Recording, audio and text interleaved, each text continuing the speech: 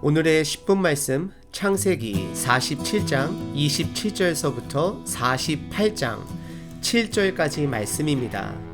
전 본문에서 요셉은 충성된 청지기 모습으로 힉소스 왕조 바로 왕에게 애굽의 온 땅의 주인이 될 수 있도록 행정적 처리를 하였고, 또 배가 고픈 애굽의 백성들에게도 종자씨와 그리고 이제는 그들이 소작인으로서 그들이 직접 가꾼 농산물 수확의 80%를 본인들이 가지고 갈 수 있는 토지법을 제정함으로 그들이 살 길 또한 준비해 주는 이야기였습니다.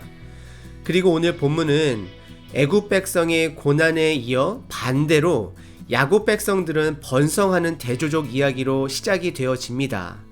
그리고 아버지 야곱은 이제 17년을 애굽에서 살았고 본인이 살 날이 며칠 안 남은 것을 감지하고 본인이 살아온 인생에서 가장 중요한 것, 즉 땅의 약속과 자녀의 축복권을 준비하는 내용입니다. 오늘 본문을 함께 보실 때 2020년도에 살아가는 저희들에게는 야곱이 그렇게 중요시 여기는 약속의 땅, 그리고 자녀 축복권을 어떻게 이해하고 받아들여야 할까를 생각해 보며 본문을 함께 살펴보겠습니다. 눈은 여러분들의 성경책 창세기 47장에, 그리고 귀로는 저와 함께 말씀을 살펴보겠습니다. 27절은 전 본문에 애굽 백성들은 음식을 먹기 위해 본인들의 땅도 그리고 본인들조차 소작인으로 살아가야 하는 삶을 보여주었다면, 이스라엘 가족들은 애굽의 고센 땅에서 4가지 풍요를 누린다라고 성경은 말합니다. 첫 번째, 거주한다라고 말합니다. 이것은 안정이 되었다라는 것이고요. 두 번째, 생업. 세 번째, 생육. 네 번째, 번성. 이렇게 4가지 풍요를 누린다라고 말합니다. 낯선 곳에 정착하여 직업을 통해 먹고 살 수 있고, 더 나아가 번성하기까지 성경은 했다라고 말하고 있습니다. 생육하고 번성하다는 하나님께서 아담과 하와 때부터 창세기의 축복의 단어로 여겨질 만큼 자주 듣는 단어입니다. 하지만 우리가 이와 동시에 항상 기억해야 하는 것은 이스라엘은 지금 그들에게 다가올 고난을 준비하고 있는 것입니다. 그리고 그들이 바라봐야 할 것은 고센 땅에 잠시 있는 축복이 아니라 고난이 있다 할지라도 언젠가는 그곳을 떠나 가야 할 가나안 땅, 약속의 땅이 있음을 기억해야 하는 것입니다. 28절에 야곱은 애굽 땅에서 17년을 살았다라고 성경은 말하고 그의 나이가 147세라 말합니다. 그리고 29절은 아버지 야곱을 이스라엘이라 성경은 표현하며 그의 죽을 날이 가까웠음을 말하고 있습니다. 이것은 하나님께서 이스라엘이라는 나라를 준비하고 있는 것입니다. 여러분들 지금 이 시대도 하나님께서는 여러분들을 통해 하나님 나라를 준비하고 있음을 기억하셔야 합니다. 그리고 애굽 정세 관리로 바쁜 요셉을 불러 그에게 중요한 약속을 하게 합니다. 요셉의 손을 그의 허벅지 아래에 넣으라고 성경은 말하고 있는데요. 이것은 생식기에 손을 넣으라고 하는 표현을 조금은 중화시켜서 표현한 것입니다.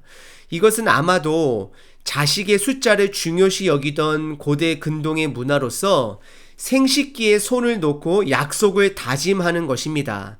그리고 아버지 이스라엘은 요셉에게 성실함이라는 단어를 사용하며 본인이 죽거든 애굽에 매장하지 말고 반드시 성실하게 조상의 묘지에, 즉 본인의 할아버지 아브라함과 이삭이 묻힌 가나안 땅 헤브론 지역의 마물의 막델라 동굴에 묻혀주기를 간청하고 있는 것입니다.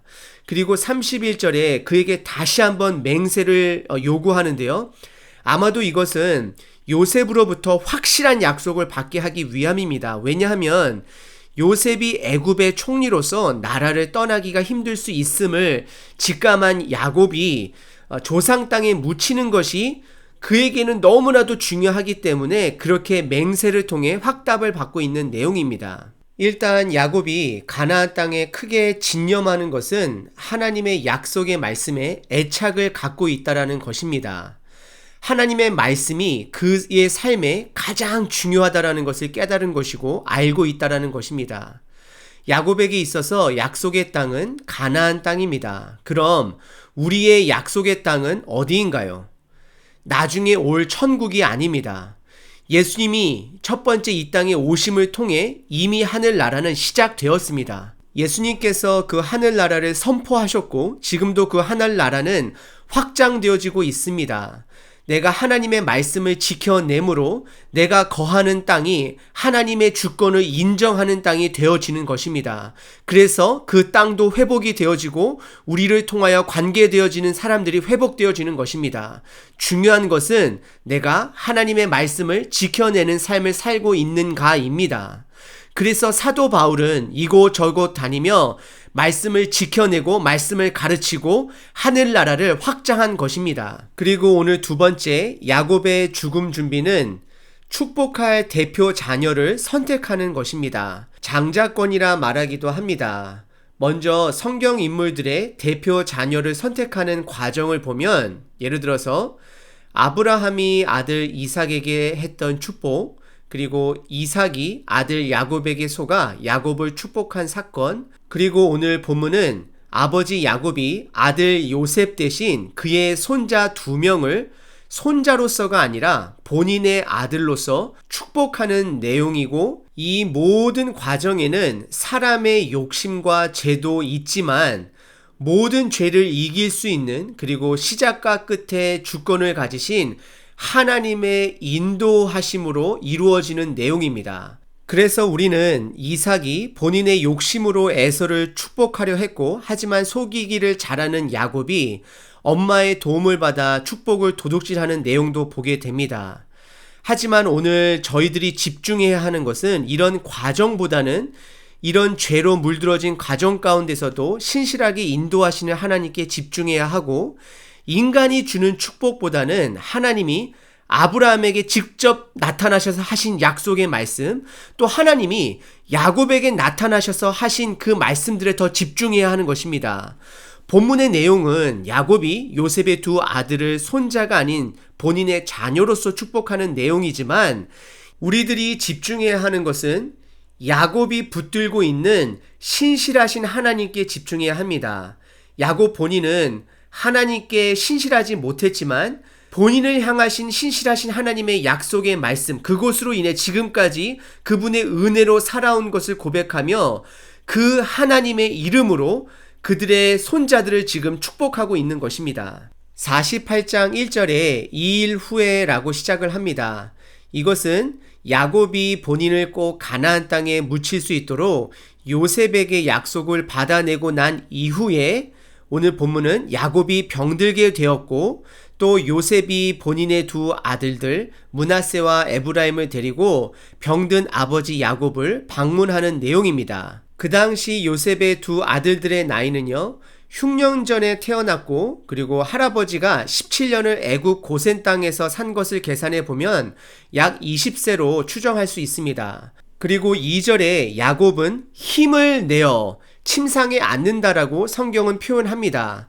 이것은 야곱 입장에서 하나님이 그에게 주신 사명입니다. 그래서 그는 힘을 내고 있습니다.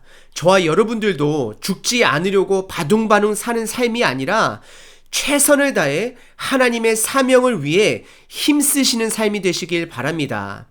그리고 3절에 야곱은 요셉에게 본인의 삶 이야기를 루스라는 지역을 이야기하며 하나님의 신실하심에 대해 말하고 있습니다. 루스라는 지역은 베델의 옛 이름으로 야곱이 2번 방문했던 곳입니다.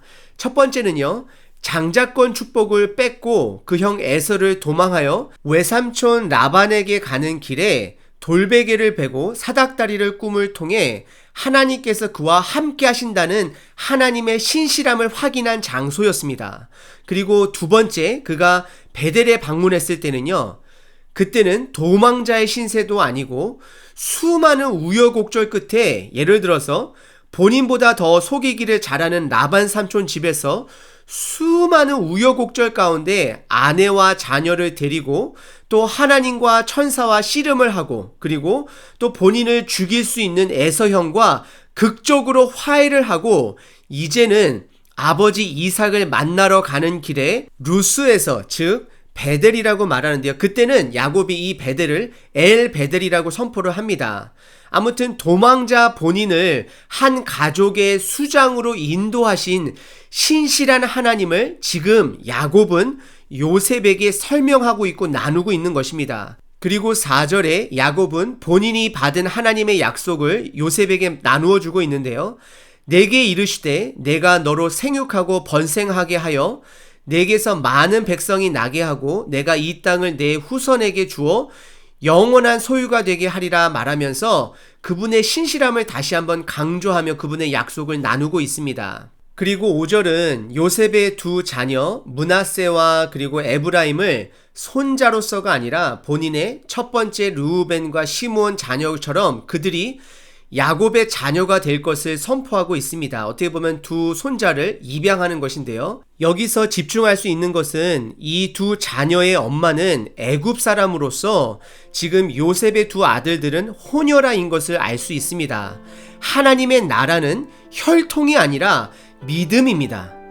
그러면서 야곱은 이런 장자권 축복을 하면서 요셉의 죽은 엄마 그리고 본인이 사랑했던 라헬을 기억하게 됩니다. 오늘 본문은 야곱이 죽기 전에 준비하는 두 가지 내용이었습니다. 첫 번째는 약속의 땅에 묻혀야 하는 것, 두 번째는 대표 자녀를 선택하는 장자 축복권입니다.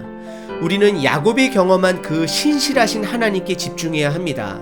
야곱은 욕심도 많았고 자식을 편애하는 신실하지 못한 삶이었지만 하나님은 그에게 끝까지 신실하셨습니다. 저와 여러분들은 예수님을 통해 완성되어질 하늘나라에 지금 살고 있는 것입니다. 그리고 저와 여러분들은 그 약속의 자녀, 바로 최종적인 예수님을 통해 그 축복의 삶을 누리고 있는 것입니다. 성경 말씀을 통해 누구든지 예수님을 믿으면 하나님의 자녀가 되는 권세와 그 나라 확장을 할 수 있는 거룩한 일에 함께 참여할 수 있는 것입니다. 오늘 본문이 야곱의 인생 끝에 신실하신 하나님을 기억하고 최선을 다해 힘을 내어 죽음을 준비하는 것처럼 오늘 하루도 저와 여러분들이 힘을 내어 하늘나라 백성답게 사시는 하루 되시길 바랍니다. 하나님은 신실하십니다.